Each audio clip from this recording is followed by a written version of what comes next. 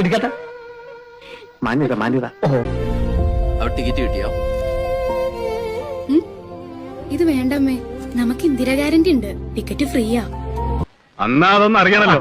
മാസം നമുക്ക് എല്ലാവർക്കും നല്ലൊരു തുക നീക്കിയിരിപ്പ് കിട്ടും. UDF വരല്ലേ KSRTC ബസ്സിലെങ്കിൽ സ്ത്രീകൾക്ക് സൗജന്യ യാത്ര.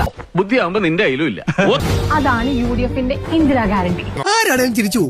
ഇന്നലെ വീട്ടിൽ ചെന്നിട്ട് ഞാൻ ഇത് ഓർത്ത ചിരിച്ചെന്നറിയോ?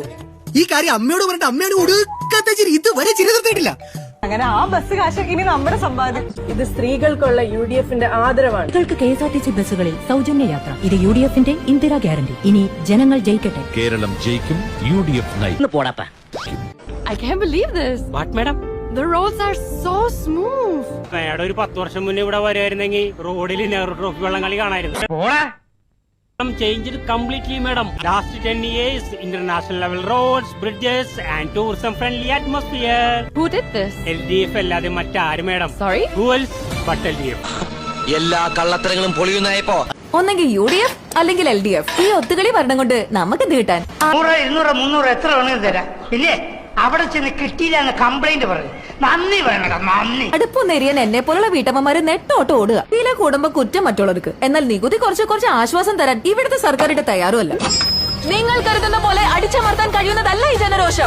ഇപ്പൊ ഇവിടെ ഉണ്ടായ കുഴപ്പങ്ങൾക്ക് മുഴുവൻ കാരണക്കാരൻ നീ ഒറ്റ ഒരാളാ. വിചാരിക്കും ഞാൻ നിങ്ങൾക്ക് പൈസ തന്നിട്ട് പറയിപ്പിക്കാന്ന്. ഭക്ഷണത്തിനും മരുന്നിനും ഒക്കെ മക്കൾ അറിഞ്ഞു തരുന്നുണ്ടല്ലോ. എന്താണോ താൻ ആലോചിക്കുന്നത്? എല്ലാത്തിനും വിലക്കയറ്റമല്ലേ. ചെറുമക്കൾക്ക് എന്തെങ്കിലും വാങ്ങിച്ചു കൊടുക്കണമെങ്കിൽ പോലും മക്കളെ ആശ്രയിക്കണ്ടേ. UDF വരികയല്ലേ, ക്ഷേമപെൻഷൻ 3000 ഉയർത്തും. പിന്നെ ഇന്ദിരാ ഗ്യാരണ്ടി നമുക്ക് 6000 രൂപ കിട്ടും.